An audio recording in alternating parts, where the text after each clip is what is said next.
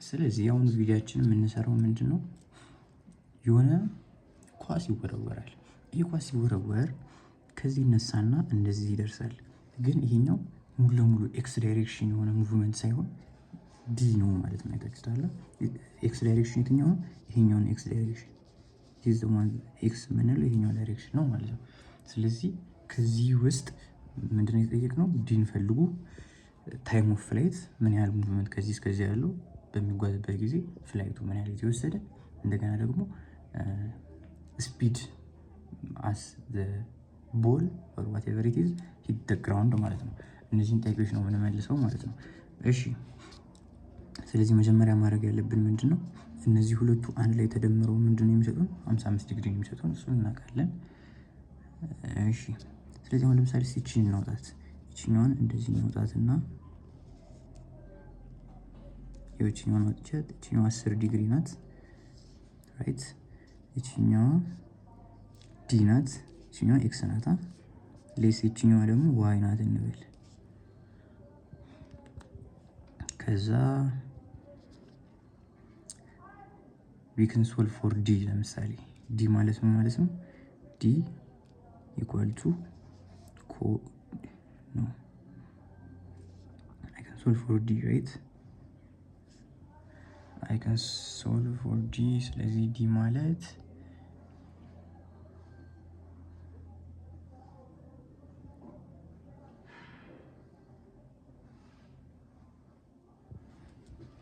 x cos of 10 ዲግሪ ይሆናል ማለት ነው። እሺ what about for y? ለy ደግሞ ሶልቭ ሳደርግለት ምን ይሆናል ማለት ነው? ሳይን ይሆናል ማለት ነው።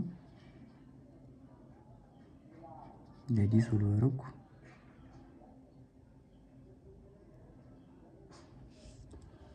ለዋይ ደግሞ ሶልቭ ሳደርግ ዋይ ማለት ለምሳሌ ለዋይ ሶልቭ ማድረግ ማለት ለምሳሌ ሳይን ኦፍ 10 ዲግሪ ማለት ምን ማለት ነው?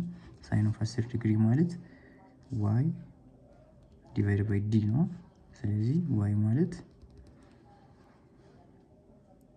ዲ ሳይን ኦፍ 10 ዲግሪ ነው ማለት ነው። ስለዚህ የኛው ትክክል አይደለም ማለት ነው። ያ ማለት ነው ለምሳሌ ኮስ 10 ዲግሪ ብናደርግ ኮስ 10 ዲግሪ ማለት ኤክስ ዲቫይድድ ባይ ዲ ነው የሚሆነው። ስለዚህ አይቻው ኮስ 10 ዲግሪ ማለት ታይምስ ዲ ማለት ኤክስ ነው ማለት ነው። ስለዚህ ይሄኛው ነው እንጂ ይሄኛው ትክክል አይደለም ማለት ነው። ይሄኛው ዲ ታስቼ ነው። ስለዚህ ኮስ 10 ዲግሪ ይሄኛው ኤክስ ነው፣ ይሄኛው ደግሞ ዋይ ነው ብለን ሁለት ሶልቭ አደረግን ማለት ነው። ስለዚህ አሁን I can say y equal to d sin of 10 ዲግሪ ማለት 0.17 ነው። ስለዚህ 0.17 ዲ ይሆናል ማለት ነው። ከዛ ኤክስንም እንደዛው ኤክስ ማለት ኮስ ኦፍ 10 ዲግሪ ማለት 0.984 ዲ ነው የሚሆነው ማለት ነው። እሺ ሁለቱንም አገኘን ማለት ነው። ሁለቱንም ካገኘን በኋላ ይሄኛው ኢን ዘ ፎርም ኦፍ ዲ የተገለጸው አይደለ? ከዛ አሁን ምንድነው የምናደርገው? አሁን ለምሳሌ ፎር ኤክስ ሶልቭ እናድርግ። ፎር ኤክስ ሶልቭ አድርጉ ብንባል ኤክስ ማለት ምን ማለት ነው? ከዚህ የጀመረው ቪኤ ብዬ ነው የሚጀምረው ማለት ነው። ወይንም ደግሞ ዩ ብዬ ነው ዩ ኤክስ ቲ ነው የሚሆነው ማለት ነው አይደለ? ስለዚህ ኤክስን አላውቅም። ኤክስ ማለት ይሄኛው ፈንክሽን ነው 0.984 ዲ ኢኳል ቱ ዩ ኤክስ ቲ ይሆናል ማለት ነው። ዩ ኤክስ ማለት አሁን ዩ ምን አለኝ 80 ፊት ፐር ሰከንድ አለኝ። እንደገና ቲ ደግሞ ምን አለኝ? ቲ ደግሞ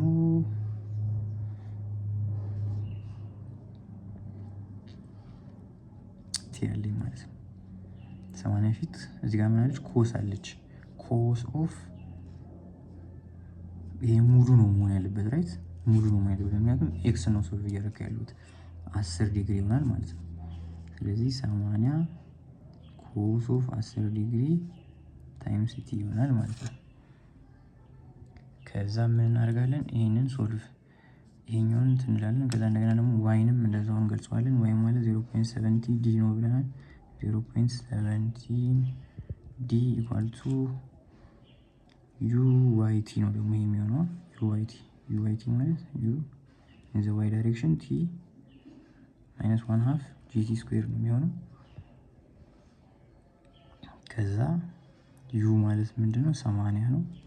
ከዛስ ሳይን ኦፍ 55 ነው። እዚህ ጋር ያያችሁ አስተቲ ይሄኛው ሳወራ እንደዚህ አልነበረም ያልኩት 55 ዲግሪ ነው የሚሆነው። 55 ዲግሪ ነው መሆን ያለበት ምክንያቱም በኤክስ ዳይሬክሽን ነው ኤክስ ነው ብዬ እየወሰድኩ ያለሁት ማለት ነው። ይሄኛውን ሳይን 55 ዲግሪ ነው የምንጠቀመው ማይነስ 1/2 እንትን ስለሆነ በፊት ስለተገለጽ ነው የ32.2 ነው የሚሆነው ቲ ስኩዌር ነው የሚሆነው። ከዛ 0.7 ዲ ዋልቱ ይህንን ሶልቭ እናደርገዋለን። በቃ ይህንን ሶልቭ ማድረግ ነው። አሁን ሁለቱም ዲ ያለና እዚህ ጋርም ዲ ያለኝ እዚህ ጋርም ዲ ያለኝ ይሄኛውን ሶልቭ አድርጌ ምንም የሚቀረን ነገር ስለሌለ ማለት ነው 55 ዲግሪ ማይነስ 60.1 ቲ ስኩዌር ይመጣል። አሁን ምንም የሚቀረን ነገር የለም። ይሄኛውን ሶልቭ አደረግን። አሁን ዲን ለማምጣት ምን ማድረግ አለብን? 0.17 ማካፈል አለብን።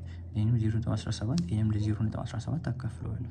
ከዛ ምን ቀረኝ? ዲ ቀረኝ። ዲ ማለት 80 ሳይን ኦፍ 55 ዲግሪ ዲቫይደድ ባይ 0.17 ሲቀነስ 60.1 ቲ ስኩዌር ዲቫይደድ ባይ 0.17 አረኩትና ይሄኛውንም እንደዛው ዲ ማለት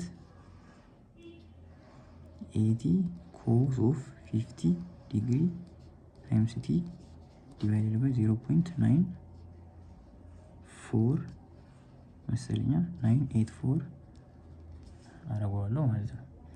ከዛ ዲ ናቸው። ይሄም ዲ ነው፣ ይሄም ዲ ነው። ስለዚህ ኢኳል ማድረግ እችላለሁ ማለት ነው።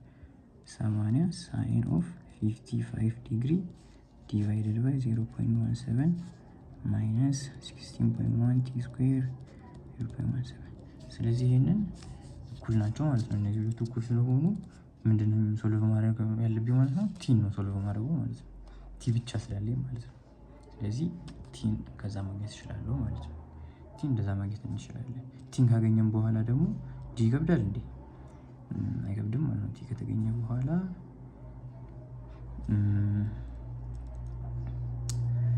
ቲን አገኘን ማለት እዚህ ውስጥ ቫልዩ እናስገባለን ማለት ነው። ራይት እዚህ ውስጥ ቫልዩ ካስገባን እዚህ ጋር 0.984 ዲ ነው። ዲን ከዚህ ሶልቭ ማድረግ ይችላሉ ማለት ነው። ከዛ እሱን ሶልቭ ካደረግን በኋላ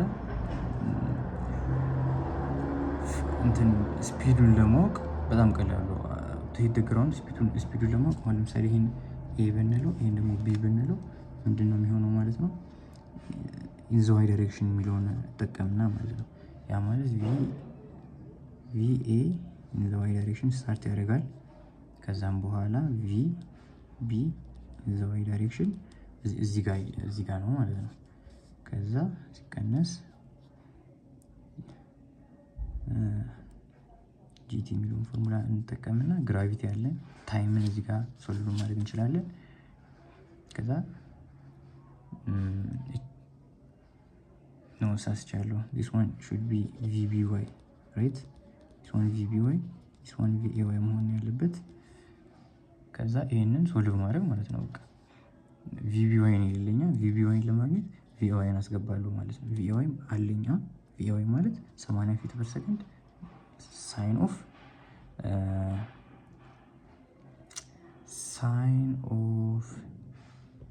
ተጠቀመው ቴታችን ምንድነው የሚሆነው?